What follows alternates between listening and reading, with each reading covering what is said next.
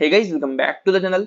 Food nutrition and hygiene की unit 3 हम इस वीडियो में शुरू करेंगे। इससे पहले वाली वीडियोस में हमने काफी सारे एमसीक्यूज कवर करे यूनिट 1 और 2 के। उम्मीद करता हूं वो सारी वीडियोस आपने देखी होंगी। अगर आपने वो वीडियोस नहीं देखी तो प्लेलिस्ट बनी हुई है फूड न्यूट्रिशन की, वहां से जाके आप उनको देख सकते हैं। तो बात करते हैं यूनिट 3 के सबसे पहला टॉपिक हमारा concept requirement factors affecting growth of child. तो जो हमारा फर्स्ट टॉपिक है यूनिट 3 का वो ये है कि यहाँ पर कुछ कॉन्सेप्ट्स होंगे, कुछ रिक्वायरमेंट्स होंगे और कुछ फैक्टर्स होंगे जो चाइल्ड की, एक बच्चे की ग्रोथ को अफेक्ट करेंगे। तो उसी पर बेस्ड ये सारे एमसीक्यूज हमारे होने वाले। तो जल्दी से शुरू करते हैं सबसे पहले क्वेश्चन के साथ। The length of the body after birth is. तो जब एक बेबी का बर्थ होता है या फिर जन्म होता है तो उसकी जो बॉडी की लेंथ होती है वो कितनी होती है, वो हमसे ये पूछ रहे हैं। 40 inches, 20 to 22 inches, 20 to 23 inches या फिर 30 to 40 inches. Here option B is correct. 20 से लेकर 22 इंचेस तक एक बॉडी की लेंथ होती है जब बेबी का बर्थ होता है तब, राइट। नेक्स्ट है the best food for baby is considered to be. जब एक बेबी का जन्म होता है तो जो बेस्ट फूड कंसीडर करा जाता है उस बेबी के लिए वो कौन सा होता है या फिर क्या वो फूड होता है। Fruit and honey, lentil water, porridge या फिर मदर्स मिल्क। तो ऑब्वियस सी बात है, जब एक बेबी न्यू बॉर्न बेबी है तो उसको जो बेस्ट फूड माना जाएगा उसके लिए वो कौन सा होगा, mother's milk, right. Here option D is correct. Next question है milk should be given to a new born body. जब एक बच्चे का जन्म हुआ है तो उसकी जो बॉडी है वो बिल्कुल न्यू बॉर्न है, राइट। ऑब्वियस सी बात है, न्यू बॉर्न बेबी है तो उसकी बॉडी भी न्यू बॉर्न बॉडी कहलाएगी। तो कौन सा मिल्क उसकी जो बॉडी है उसमें जाना चाहिए या फिर उसको हमें देना चाहिए, mother's milk, cow's milk, buffalo's milk या फिर गोट्स मिल्क। तो बहुत सिंपल सा आंसर है again A, mother's milk, right. Next है if the mother's milk is not enough which of the following milk should be given to the infant. Newborn baby के लिए अगर मदर्स मिल्क इनफ नहीं होता तो हम उस कंडीशन में उसको और कौन सा मिल्क दे सकते हैं। Cans milk, cow's milk, artificial milk या फिर goat's milk. Here option B is correct, cow's milk, right. अगर ऐसी कोई कंडीशन होती है कि मदर का मिल्क वहां पर इनफ नहीं होता है तो हम उसको काउ मिल्क भी दे सकते हैं, ठीक है। आगे बढ़ते हैं फाउंड इन मदर्स मिल्क। जो मदर का मिल्क होता है उसमें क्या क्या चीजें पाई जाती हैं, fat, cholesterol, mineral and vitamin या फिर ऑल ऑफ दीज।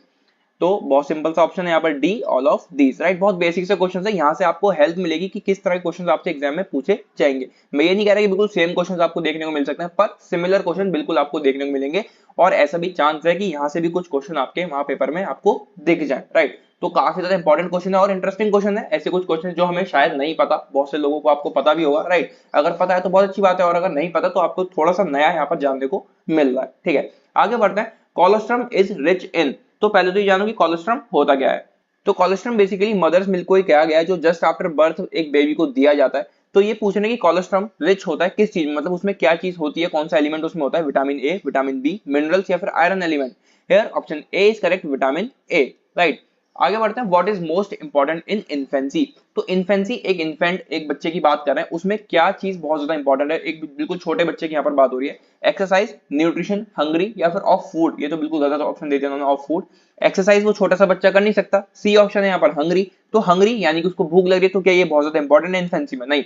वहां पर जो बहुत ज्यादा इंपॉर्टेंट है वो ये है कि न्यूट्रिशन, उसको न्यूट्रिशन मिलना। जब उसको भूख लगेगी हम उसको कुछ खाने को देंगे तो खाने को हम कुछ ऐसा वैसा उसको नहीं देंगे, हम कुछ ऐसा देंगे जिससे कि उसकी बॉडी को न्यूट्रिशन मिले, राइट। तो जो इन्फेंसी में बहुत ज्यादा इंपॉर्टेंट चीज है वो होता है न्यूट्रिशन, जिससे कि उसकी ग्रोथ और अच्छे से हो सके और एक प्रॉपर ग्रोथ उसकी चलती रहे, राइट। नेक्स्ट क्वेश्चन है vitamin C should be given to the infant up to 1 year. जो विटामिन सी है, राइट, एक साल तक उस छोटे से बच्चे को, जो एक बेबी है, राइट, विटामिन सी उसको एक साल तक कितना देना चाहिए। 20 mg, 25 mg, 30 mg या फिर 35 mg।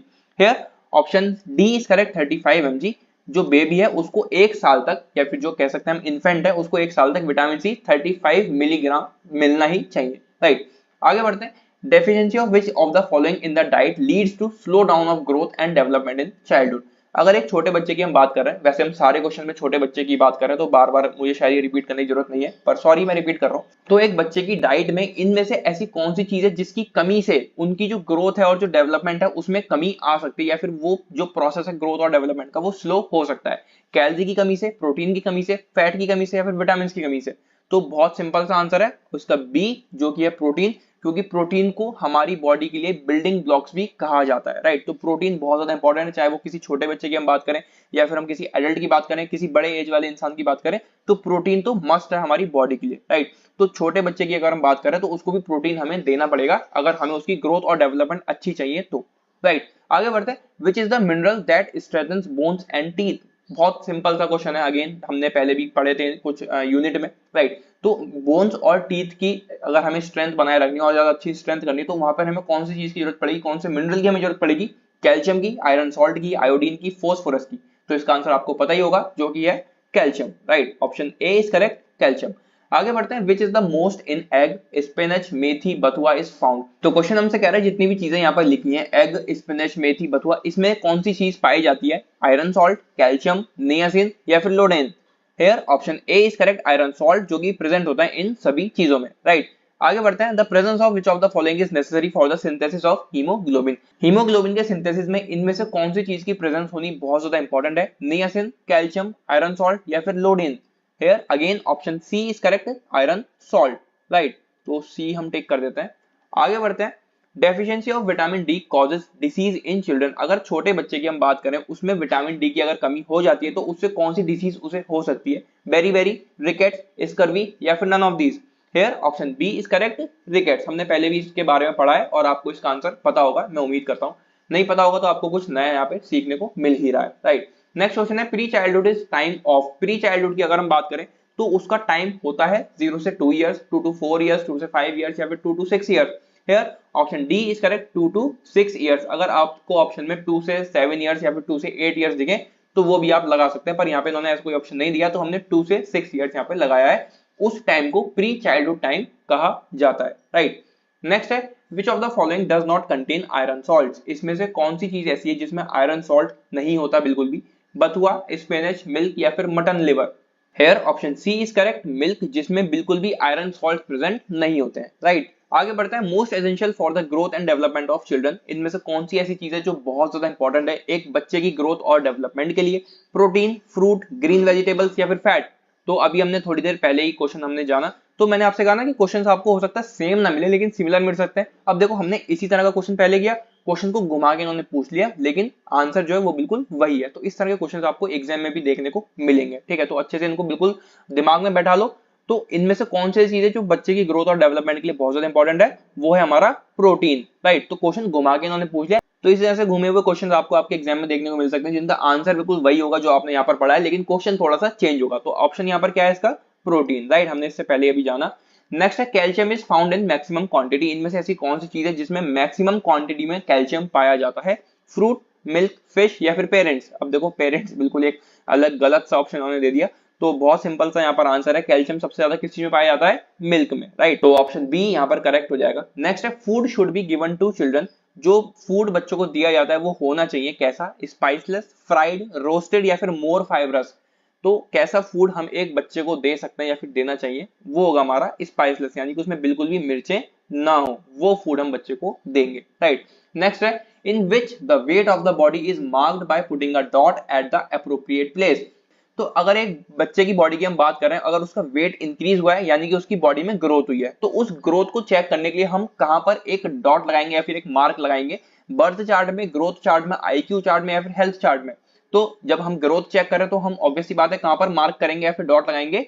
एक ग्रोथ चार्ट में, राइट। नेक्स्ट है, in which year after the birth of the child the growth is rapid. तो क्वेश्चन हमसे कह रहा है बेबी के बर्थ के बाद कौन से ईयर से उसकी जो ग्रोथ होती है वो रैपिडली इंक्रीज होने लगती है, मतलब कि अचानक से उसकी बॉडी में हमें ग्रोथ देखने को मिलती है या फिर तेजी से ग्रोथ उसकी बॉडी में होती है? First year, second year, 1.5 year या फिर half year. Hair option A is correct, first year. तो पहले ही साल से जो बेबी की ग्रोथ होती है वो एकदम से बढ़ने लगती है, राइट। आगे बढ़ते हैं, the quantity of which the baby needs more than the normal person. इनमें से कौन सी ऐसी चीज है जिसकी बेबी को नॉर्मल पर्सन से भी ज्यादा नीड होती है? फैट की, प्रोटीन की, विटामिन की या फिर कार्बोहाइड्रेट्स की? तो बहुत सिंपल सी चीज है, प्रोटीन। हमने पहले भी इसके बारे में जाना है क्योंकि प्रोटीन को बिल्डिंग ब्लॉक्स कहा जाता है बॉडी की। तो जब उसकी ग्रोथ का समय होता है, ये जो उसका बर्थ हुआ है वहां से उसकी ग्रोथ शुरू होगी, फर्स्ट ईयर से हमने जाना की ग्रोथ शुरू होगी, तो वहां पर उसको प्रोटीन की जरूरत पड़ेगी, हम नॉर्मल लोगों से भी ज्यादा, राइट। तो देखो यहाँ पर क्या हुआ, क्वेश्चन 3 हमने पढ़ लिए प्रोटीन जिनका आंसर था, तो क्वेश्चन तीनों बिल्कुल अलग थे लेकिन जो आंसर था वो बिल्कुल सेम था। इसी तरह से क्वेश्चन आपको आपके एग्जाम में भी देखने को मिलेंगे। तो मेरी बात ध्यान में रखो बिल्कुल कि क्वेश्चन थोड़ा बहुत अलग होगा, बस आपको वहां पर थोड़ा पढ़ के उसको समझना पड़ेगा और ऑप्शन उसका बहुत इजीली आपको मिल जाएगा कि कौन सा करेक्ट है, right. Next, the head measurement of a body at the time of birth is. जो हेड का मेजरमेंट होता है, जो सिर का मेजरमेंट होता है एक बेबी का जब उसका बर्थ होता है, तो वो मेजरमेंट कितना होता है? 33 सेंटीमीटर, 40 सेंटीमीटर, 28 सेंटीमीटर या फिर 24 सेंटीमीटर। यार option A is correct, 33 centimetre. जो सिर का मेजरमेंट होता है एक बेबी का जब उसका बर्थ होता है तो वो होता है 33 सेंटीमीटर। ऐसा कहा जाता है कि जो पूरी बॉडी होती है जब एक बेबी का बर्थ होता है तो उसकी बॉडी का हाफ से थोड़ा ज्यादा जो साइज होता है वो सिर्फ उसके सिर का होता है, राइट। बाकी जो नीचे की बॉडी है वो थोड़ी सी छोटी होती है as compare to head, right. Next है the length of the baby's body at birth. जब एक बेबी का बर्थ होता है, जन्म होता है, तो उसकी जो पूरी बॉडी होती है उसकी कितनी लेंथ होती है? 50 सेंटीमीटर, 40 सेंटीमीटर, 45 सेंटीमीटर या फिर 55 centimetre. Hair option A is correct, 50 centimetre. तो जैसे कि मैंने आपको बताया कि जो बॉडी की लेंथ है वो 50 सेंटीमीटर और जो सिर्फ उसके सिर की लेंथ है वो 33 सेंटीमीटर, यानी कि हाफ से भी थोड़ी ज्यादा सिर्फ लेंथ है उसकी, किसकी? सिर की, राइट। और पूरी बॉडी की जो लेंथ होती है जस्ट आफ्टर बर्थ वो होती है 50 सेंटीमीटर, राइट। तो सिमिलर क्वेश्चंस आपको देखने को मिलेंगे आपके एग्जाम में और सेम क्वेश्चंस भी आ सकते हैं। बस एक बात ध्यान रखना, क्वेश्चन बस थोड़े से घूम कर आएंगे, मैंने आपको बता दिया किस तरह क्वेश्चन पूछे जाते हैं, राइट। तो उम्मीद करता हूं ये क्वेश्चंस आपकी हेल्प करेंगे। इस वीडियो बस इतना ही, इसी तरह से आगे के क्वेश्चन हम आने वाली वीडियोस में कवर करेंगे। आने वाली वीडियोस के लिए चैनल को सब्सक्राइब करें। मिलते हैं अगली वीडियो में, till then take care and bye bye and all the very best for your exams.